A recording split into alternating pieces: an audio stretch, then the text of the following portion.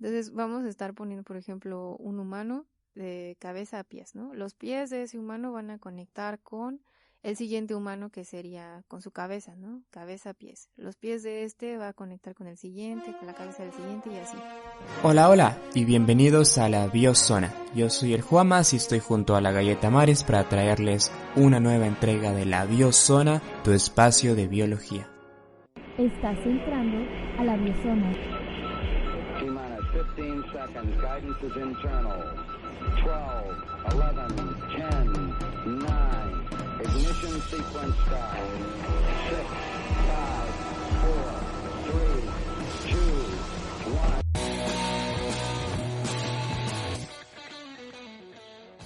Qué bueno tenerlos de vuelta en la Biozona. Bien, en el episodio anterior empezamos a tocar este tema de el origen de la vida, que es un tema un poco complicado, debemos decirlo, y es una de las cosas que tenemos que tomar en cuenta, que en biología hablamos de la vida, hablamos de especies, pero no tenemos realmente una definición que satisfaga a todos de qué es vida e incluso de qué es una especie.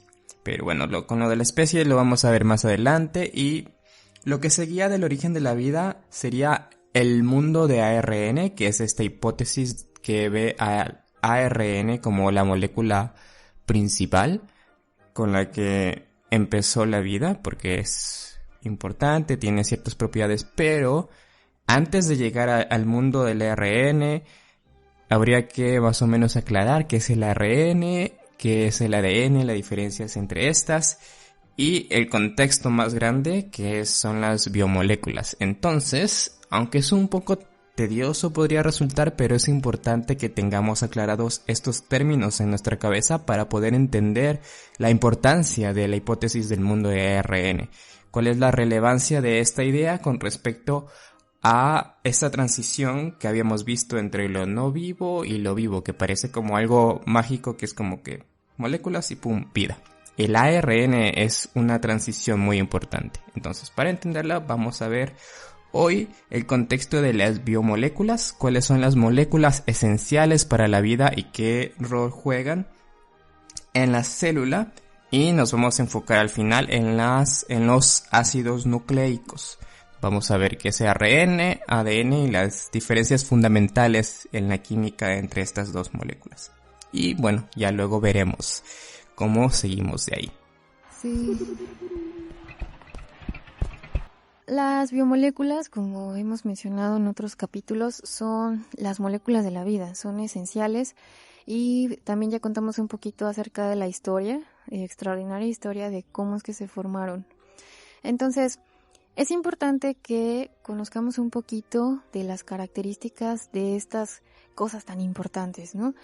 Y también para que estemos un poco más familiarizados, porque a lo mejor escuchamos la palabra biomolécula y dices, órale, ¿no? Qué intenso, qué científico. Pero en realidad son cosas, en su mayoría, que estás en contacto cotidianamente con ellas, ¿no? Entonces realmente no te das cuenta o no eres parte de esa percepción de la importancia que tienen, ¿no?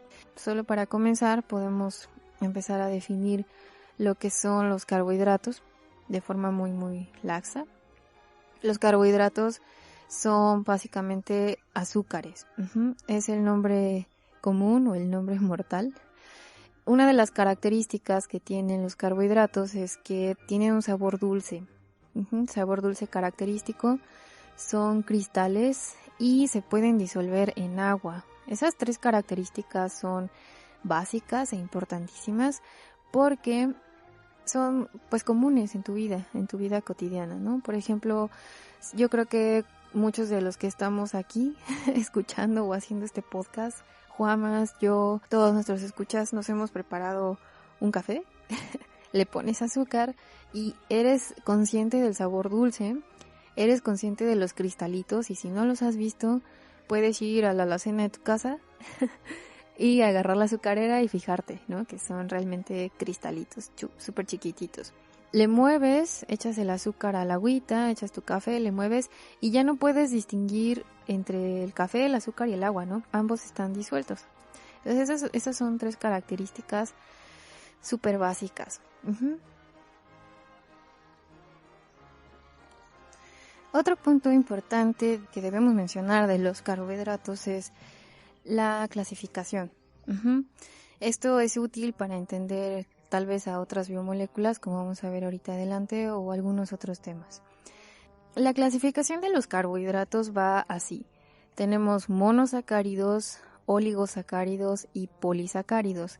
Yo creo que más de uno ya se está imaginando de lo que se tratan, por ejemplo, los monosacáridos, ¿no? Cuando estuvimos hablando del origen de la vida, mencionamos mucho a los monómeros, ¿no? Y recuerden que el monómero de los carbohidratos, pues es el monosacárido, ¿no? El monosacárido es la parte esencial que forma parte de la estructura del carbohidrato, es decir, ya no se puede dividir en más moléculas en este caso, ¿no? Sí se puede dividir en otras cosas, pero no en más moléculas. Entonces es la molécula simple, la más sencilla. Y en este caso, uno de los monosacáridos más famosos es la glucosa. La glucosa, recordemos, es el carbohidrato que usan las mitocondrias. Las mitocondrias son súper importantes para las células y por ende para los seres vivos, porque son las que producen el ATP. El ATP, recuerden, es la energía que utiliza la célula para trabajar, es la que mantiene la maquinaria trabajando. Y gracias a que la célula, la mitocondria, puede asimilar la glucosa, es como se puede producir esta energía. Entonces es uno de los monosacáridos más importantes, ¿no? Bueno, todos son importantes, pero este es digno de mencionar, ¿no? Con renombre. Bueno, esto con respecto a los monosacáridos. La siguiente clasificación son los oligosacáridos, que serían la síntesis o el conjunto de 2 a 6 monosacáridos juntos. Es decir, si junto 2 monosacáridos se me formaría un disacárido. Si junto 3 sería un trisacárido. Si junto 4, tetrasacárido. Si tengo 5 monosacáridos juntos, se me formaría una pentosa. Aquí ya empezamos a nombrar los diferentes. Y por último, el conjunto de 6 monosacáridos, que sería la hexosa. En este caso podemos resaltar las pentosas, ¿no? Las pentosas son bastante importantes. La podemos resaltar porque de las más famosas son, por ejemplo, la desoxirribosa y la ribosa. Son azúcares que forman parte de los ácidos nucleicos de ADN y ARN. La ribosa es el azúcar o la pentosa del ARN y la desoxirribosa del ADN, ¿no? Entonces son resaltables, son los carbohidratos que participan básicamente en guardar la información genética o en la molécula que porta la información genética. Por último, tenemos a los polisacáridos, que son un conjunto de más de 7 monosacáridos hasta infinito, ¿no? Podemos tener un montón de monómeros juntos y nos van a formar una supermolécula gigantesca a la que la llamamos polisacárido. En este caso, si recuerdan, tenemos excepciones en las características generales de los carbohidratos. Al inicio yo comenté que una de las características esenciales del carbohidrato es que tiene un sabor dulce, pero el polisacárido es la excepción. Este no tiene sabor dulce y podemos notarlo, por ejemplo, cuando comemos cosas de almidón. El almidón es uno de los polisacáridos más famosos o más comunes. Y este lo podemos encontrar, por ejemplo, en las papitas, en las zanahorias, ¿no? Tienen almidón. Generalmente los tubérculos son los que tienen este polisacárido y no sabe realmente dulce, ¿no? O sea, tiene un sabor característico, como masita, no sé, y es eso, ¿no? Es el único carbohidrato que viola la regla del sabor dulce. Otro de los polisacáridos famosos es la celulosa. La celulosa forma parte de la pared de las plantas, de las células de las plantas. En capítulos anteriores estuvimos mencionando los tipos de célula que había, que había células procariontes y eucariontes. Y dentro de las eucariontes podíamos diferenciar entre células animales y células vegetales. Una de las diferencias entre estas dos eucariontes es justo la pared celular que tienen las células vegetales, ¿no? Y está formada por este polisacárido que llamamos celulosa. Ujú. Bien, esto, bueno, es un resumen muy rápido de lo que son los carbohidratos. Nuestra siguiente biomolécula son los lípidos. Los lípidos también tienen su nombre mortal, ¿no? En este caso serían las grasas. Están formados por ácidos grasos, que como habíamos comentado son los monómeros de estas biomoléculas. Y básicamente un ácido graso es una estructura química que tiene una cabecita y unas patitas. La cabecita es la parte a la que le llamamos hidrofílica, es decir, que le gusta el agua. Mientras que las patitas serían la parte hidrofóbica, es decir, que no le gusta el agua. Entonces, por lo regular, lo que vamos a observar es que las cabecitas van a estar formando, por lo regular lo que vamos a observar es que estas estructuras van a estar formando patrones especiales, ¿no? En los que las cabecitas siempre quedan hacia afuera y las colitas hacia adentro, es decir, se van a estar como cubriendo del agua. Esto lo observamos, por ejemplo, en la estructura de la membrana. También ya estuvimos hablando de eso, ¿no? La membrana celular está compuesta por ácidos grasos, es decir, por lípidos. Es una doble capa de lípidos que está pues delimitando a la célula, ¿no? Y en esta capa observamos que justo las colitas están adentro. También lo observamos, creo que también ya lo hemos dicho, los ácidos grasos los podemos observar en el caldito que te comes en tu casa, caldito de pollo, ¿no? Todas esas burbujitas que ves por ahí son estos ácidos grasos formando rueditas, ¿no? Guardando sus colitas para que no se mojen en el agua. Como si fuera agua, necesitamos que escuchen la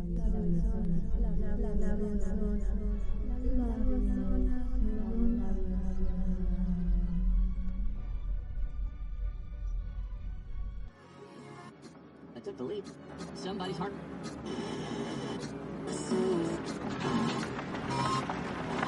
Está sintonizando a la biozona. Los ácidos grasos, en general los lípidos son muy importantes.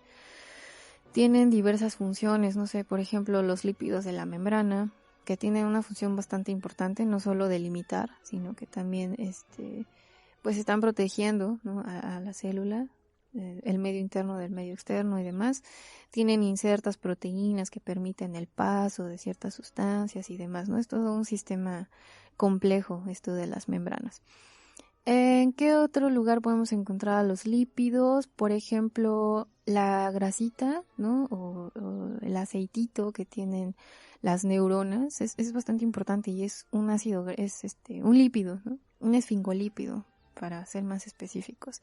Si recuerdan la estructura de la neurona es una célula bastante especial que tiene un cuerpo, ¿no? Así como con piquitos, que son a lo que le llamamos las dendritas. Tiene su núcleo y tiene una supercolísima, que es el axón, ¿no? Y en la parte final de esta colita tiene más dendritas, es decir, tiene otros pelitos, ¿no? La síntesis, más bien como el transporte de los impulsos eléctricos entre neuronas es a través de estas dendritas y de los axones. Entonces, en estas colitas debe haber un aceitito, ¿no? En estas dendritas debe haber aceitito que permita el paso directo y constante del impulso eléctrico. Entonces, para que pueda pasar este impulso eléctrico de forma adecuada, tiene que haber un aceitito ahí, pues, lubricando, ¿no? Este aceitito es un lípido, son lípidos que permiten que el impulso pase bien, ¿no? Y puedas trabajar correctamente. Cuando, por ejemplo, este aceite falta o que tu cuerpo ya no produce estos lípidos, es cuando empiezas a desarrollar algunas enfermedades, ¿no? No sé, que te tiembla todo, que tienes mal de Parkinson y cosas así, ¿no? Entonces es muy, muy importante. Bueno, por mencionar algunos ejemplos, solo esos. La siguiente biomolécula es las proteínas, ¿no? Son muy importantes también. Tienen muchas funciones principales. Básicamente, la estructura de la proteína se basa en un grupo amino y un grupo carboxilo. Sabemos que es proteína por el grupo amino. Recuerden, los monómeros de las proteínas son los aminoácidos, ¿no? O sea, la parte más sencilla de esta estructura es el aminoácido, y lo nombramos así porque en la estructura química encontramos un amino, un grupo amino. Entonces, el aminoácido, bueno, es la estructura básica de la proteína. Si junto muchos aminoácidos se me va a formar una proteína, ¿no? Hay una tablita en la que podemos observar todos los aminoácidos esenciales para la vida, ¿no? Y son, bueno, ya lo vamos a explicar más adelante, son un conjunto de codones que codifican, ¿no? Para dar lugar a un aminoácido que es utilizado por las células, ¿no? Bueno, que se sintetiza en proteína y luego es utilizado por la célula. Entonces, básicamente esto es una proteína de forma muy general, y las funciones de la proteína son inmensas, ¿no? O sea, si los carbohidratos tienen muchas funciones, los lípidos también, las proteínas igual van de gane. Proteínas son las que codifican, por ejemplo, para la expresión de los fenotipos, ¿no? Lo que se expresa, si recuerdan, alguna vez lo mencionamos. El fenotipo es todo lo que puedes observar, entonces los encargados de estas características observables son las proteínas. También son mensajeros, son catalizadores. También ya mencionamos lo que es un catalizador, es decir, un acelerador de funciones metabólicas.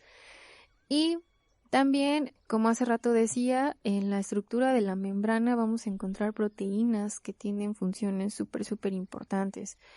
Estas proteínas están insertas entre los lípidos y básicamente son las que permiten o no la salida o la entrada de ciertas sustancias, ¿no? Las células no pueden recibir o no pueden sacar infinitamente sustancias, necesitan tener un balance, ¿no? Entonces, los que permiten esta entrada o salida regulatoria son las proteínas. Bueno, por último, lo que tenemos en biomoléculas son los ácidos nucleicos. Los ácidos nucleicos son básicamente dos, o lo de los que podemos hablar. Es el ADN y el ARN. El ADN es la primera molécula en el flujo de la información genética. Luego viene el ARN en este flujo, ¿no? Y estos son pues nuestros ácidos nucleicos. El ácido nucleico tiene una estructura general que, si retomamos la idea del monómero, pues el monómero del ácido nucleico pues es el nucleótido, ¿no? El nucleótido como tal es el que va a constar de la estructura que voy a decir ahorita. La estructura del nucleótido es un azúcar, una base nitrogenada y un grupo fosfato. Recordemos que el azúcar en este caso sería una pentosa, ¿no? Que ya habíamos mencionado hace ratito. Una base nitrogenada que puede ser adenina, guanina, timina o citosina. O en el caso del ARN, uracilo, ¿no? Entonces estas son las bases nitrogenadas. Y un grupo fosfato. Entonces los ácidos nucleicos son cadenas de nucleótidos. Estos nucleótidos van a estar unidos hacia abajo, o sea, van a estar uniendo a la cadena. Van a estar formando esta cadena gracias al grupo fosfato. El grupo fosfato es el que está enlazando a cada nucleótido. Entonces tengo una base nitrogenada, un azúcar, un grupo fosfato, y este grupo fosfato está comunicando hacia abajo en la cadena con otro nucleótido, que otra vez sería el mismo patrón: base nitrogenada, azúcar, grupo fosfato, que está uniendo con el siguiente, ¿no? Entonces, un número infinito de nucleótidos que van a estar conectados y que son parte de la cadena de nucleótidos. que van a ser parte de la cadena del ácido nucleico. Ahora es importante que sepamos que hay diferencias en estos dos ácidos nucleicos, en el ADN y en el ARN. Una de las principales diferencias es que en el caso de el ADN, el azúcar que vamos a estar manejando, que vamos a encontrar en el ADN, es la desoxirribosa, y en el ARN sería la ribosa. La única diferencia entre estas dos es que hay un grupo OH, ¿no?, diferente en uno de estos carbonos. En la desoxirribosa no tengo este grupo OH. En la ribosa sí tengo un grupo OH extra, ¿no?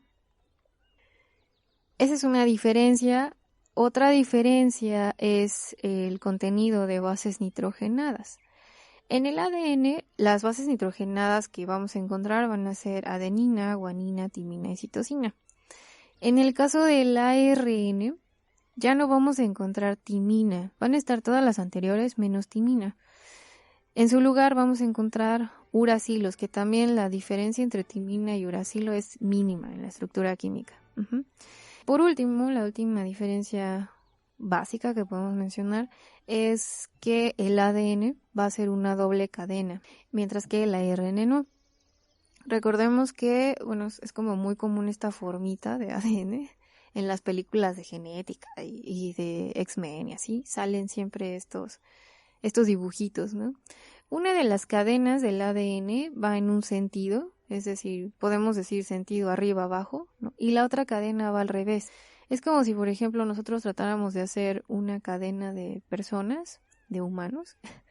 Entonces vamos a estar poniendo, por ejemplo, un humano de cabeza a pies, ¿no? Los pies de ese humano van a conectar con el siguiente humano, que sería con su cabeza, ¿no? Cabeza a pies. Los pies de este va a conectar con el siguiente, con la cabeza del siguiente y así. Ese sería un sentido.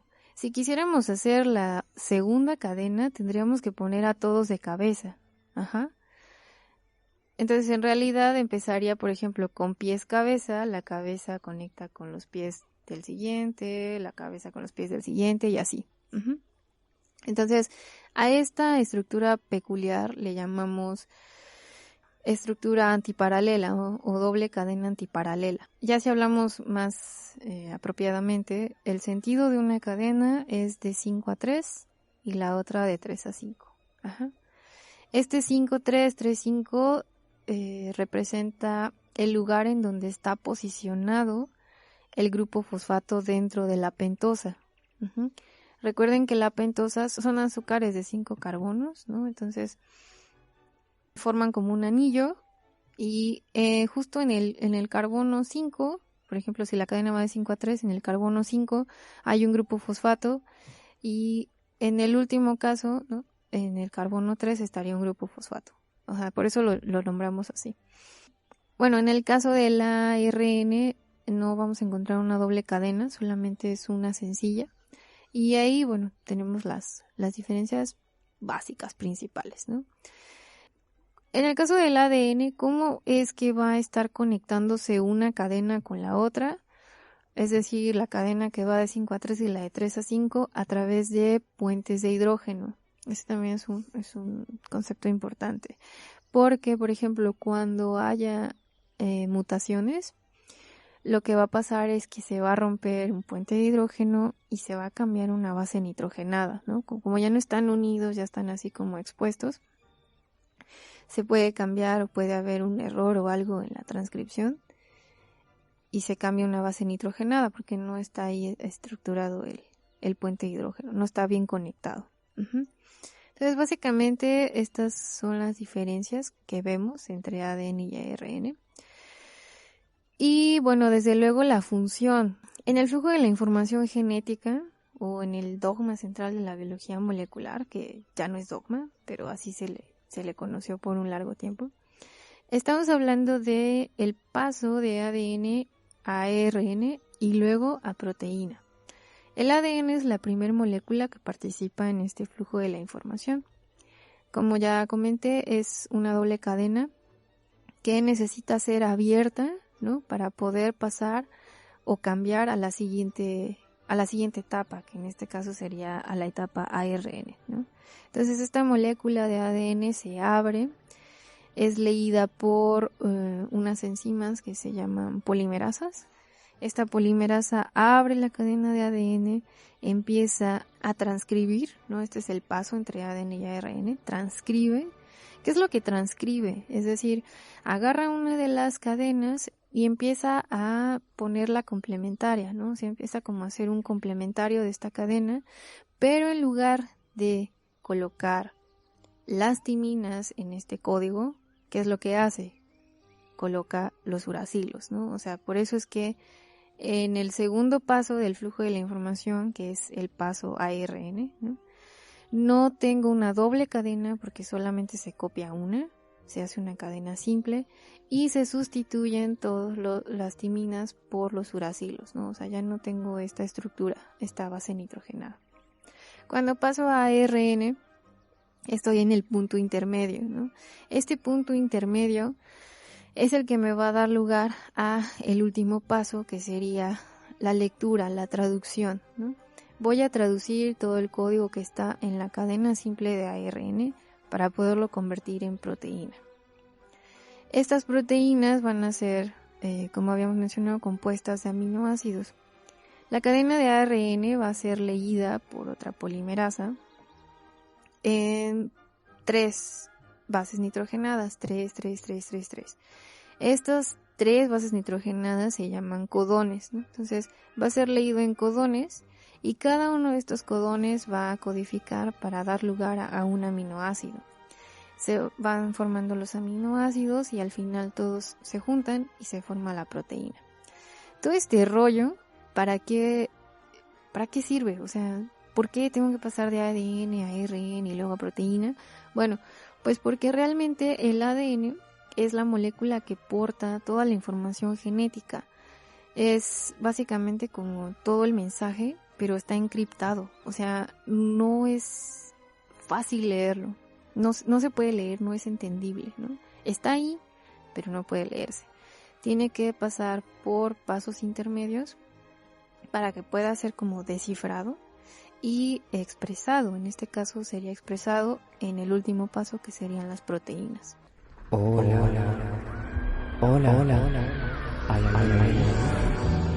Ven, entra a la biozona.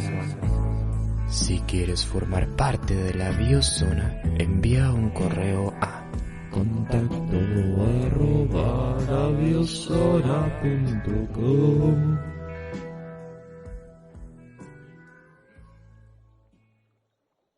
El correo. Bueno, primero que nada, tenemos que felicitar al Raspik, que fue el que ganó el concurso que subimos hace tiempo en Twitter sobre el reconocimiento de las constelaciones. Que, bueno, en realidad fue el único que participó, entonces fue el único que ganó. En realidad el primer lugar todavía está abierto para cualquiera que logre identificar todas las constelaciones y los objetos celestes que pusimos en el Twitter. Vamos a retuitear ese tweet para que, si ustedes están ahí y las conocen, nos puedan decir y se lleven el primer lugar. Pero por ahora Raspik tiene la corona de este concurso de reconocer constelaciones. Y bueno, también el de la mirada indiferente también pudo identificar a Orión y a la nebulosa de Orión. Él queda como mención honorífica, pero todavía están todas las demás objetos celestes que hay que identificar. Entonces vayan a Twitter a @labiozona y vean nuestro tweet sobre constelaciones.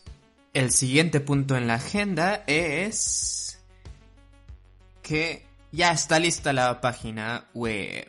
Para cuando ustedes estén oyendo esto, ya van a poder ir a www.labiozona.com. Ahí vamos a poner artículos, tenemos gente apoyándonos con artículos, tenemos a luciferasa, tenemos a depresión sináptica, hablando de luciferasa de química, depresión sináptica nos va a estar hablando de neurociencias. Y tenemos a B.S. Raida, que nos va a estar hablando de bacterias y de percepción en bacterias. Y bueno, Aileen también nos va a estar escribiendo ahí sobre el universo y sobre astrofísica. Entonces dense una vuelta por ahí. También, bueno, en el host ya nos van a empezar a cobrar, porque a partir de los 20 episodios ya tienes que pagar tu host. Entonces hemos abierto una pequeña ventana para donaciones, para que pueda y quiera. Esto obviamente no es obligación, es lo que nazca de sus corazones. Y el programa de esta semana está patrocinado por Fremio, que nos pagó nuestra cerveza el día de hoy. Entonces sí, con $1 al mes estamos servidos. Y bueno, por aquí llega Tutsara de Argentina, estoy suponiendo. Y dice: hola, espero que estén bien. Muy bueno el podcast, súper didáctico y claro, excelente idea. No lo tomen a mal, tengo un comentario. Los transgénicos no son un problema por la falta de variabilidad y no todos ni la mayoría de los cultivos son clonales. El sistema moderno de cultivo y las malas prácticas agronómicas son el problema. Como dijo la galleta, el problema está dado por el monocultivo sumado a realizar aplicaciones de pesticidas o herbicidas sin conciencia ambiental. Pero el transgénico per se no. Es una lucha en el tema del transgénico en la ciencia y ahora están metiendo en la misma bolsa las ediciones con CRISPR-Cas. Y bien, esa parte del mensaje, muy bien, gracias por tu comentario. Y de hecho, esto es justamente lo que queremos. Esto se está refiriendo a cuando lo mencionamos en la biozona 7 de selección natural. Hablamos esto, básicamente yo me estaba enfocando mucho al cultivo de banano porque es lo que conozco. Mis padres son ingenieros agrónomos y siempre he oído de esto de que es el mismo cultivo clonal. Entonces, en el caso de cultivos donde la mayoría no sea clonal, en realidad desconozco de otros cultivos donde no tengas esto de cultivos clonales. Entonces, ¿nos podrías ayudar si nos comentas de esto? De hecho, ¿por qué no vienes y hablamos de esto aquí en el programa? Estaría muy cool. Sí, y lo que mencionas de que estamos metiendo todo en la misma bolsa como con CRISPR-Cas, eso también es otro tema muy interesante, este tipo de ediciones, porque ahí no se aplica solo a cultivos, es mucho más amplio. Y bueno, sigue Sutsara, siguiendo con la temática. ¿Están condenados a la extinción las especies con poca, nula variabilidad? Abrazos, Sutsara. Esa parte está interesante porque la primera respuesta que se me viene es sí, si tienes poca, nula variabilidad, sobre todo si tienes nula variabilidad, te vas a la extinción. Y si tienes poca, pues Pero hay algo que se llama el efecto fundador. No siempre estas poblaciones con poca variabilidad van a extinguirse, pero sí la probabilidad de extinción es mayor en estas. Entonces, esto lo puse en el Twitter hace unos ayeres y nos contestó el paleontólogo Miguel Ángel, que bueno, tiene su nick de la vida real, pero bueno, Miguel Ángel es un buen nombre, ya es un nickname per se, y nos comentó algunas cosas.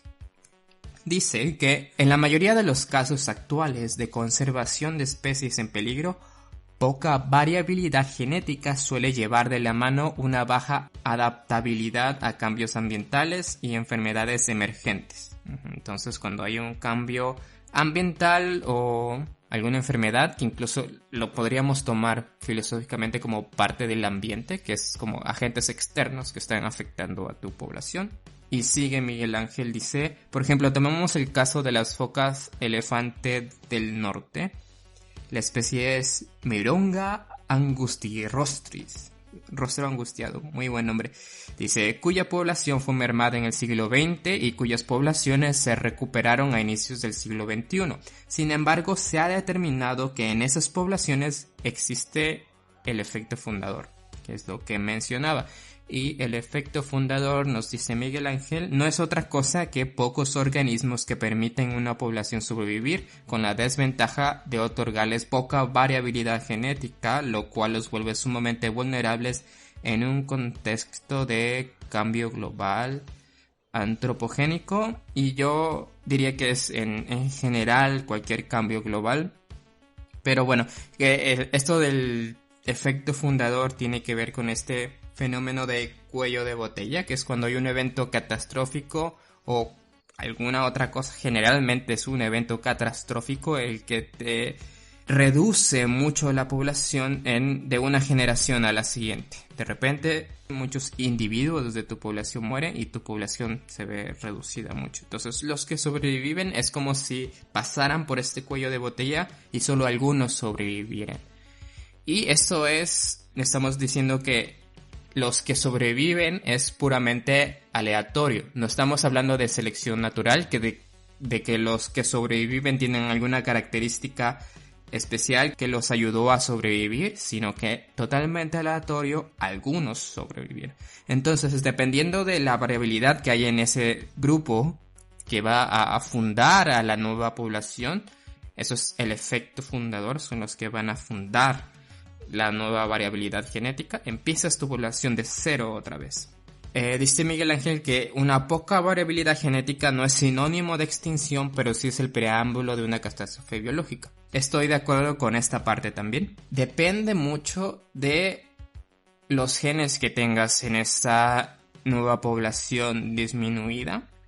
Si tienes muchos genes deleterios, o que sean negativos, o que produzcan un efecto negativo en el organismo que los contienen, en el caso de ser heterocigoto, o sea, de que tengamos un complemento de un lado materno y un complemento del lado paterno, y que al juntarse esos dos es que tengas este efecto negativo, como en el caso de la anemia falciforme. Bueno, eso tenemos que hablar todo un capítulo de genética para que estemos todos al mismo nivel y no nos perdamos, pero mantengamos esto en la mente. Tenemos una población que ha sido reducida y esto es como un cuello de botella, y los que quedan van a fundar a la nueva población. Es como si la población se reiniciara, y esto es el efecto fundador. Son estos nuevos individuos los que van a dar el totalidad de la variabilidad genética de la nueva población. Lo vamos a dejar ahí por cuestión de tiempo, pero no hemos acabado. Tenemos que hablar sobre la extinción, un poco más sobre evolución y estos conceptos de selección natural, para después ir a extinción. Pero antes también tenemos que hablar sobre, recuerden, dónde nos quedamos en nuestra historia. Veníamos tocando primero estos temas de origen de la vida e íbamos a repasar esto de la hipótesis del mundo del ARN. Entonces vamos a ir justo después de eso, volveremos a retomar selección natural y podemos hablar de poblaciones y de extinción, de procesos evolutivos con un poco más a detalle, que es lo que nos va a ayudar a entender la historia de la vida desde su origen y cómo ha ido cambiando y evolucionando. Muchas gracias a todos los que nos escuchan. Y vimos por ahí, algunos nos compartieron que salió La Biozona entre sus podcasts más escuchados. Y muchas gracias a todos por darnos la oportunidad. Aquí, bueno, está la Galleta Maris, estoy yo. Pero también tenemos tras bambalinas el Chompita que nos ayuda con la página. Y Aileen, que también está ahí ayudándonos con el Twitter, y tenemos otras personas en los colaboradores, ya lo van a ver en la página. Tenemos gente que nos ayuda a escribir, tenemos al Macorodonte, tenemos a Tierra, el Macorodonte de Colombia, Tierra de Ciudad de México, tenemos a Depresión Sináptica de la Ciudad de México y a ABS Rider. Los van a ver ahí escribiendo como colaboradores en la página. Nos escriben a contacto@labiozona.com. Gracias por sintonizarnos.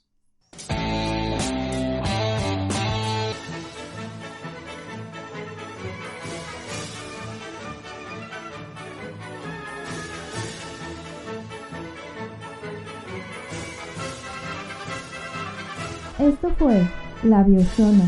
No te pierdas nuestro próximo episodio. Hasta pronto.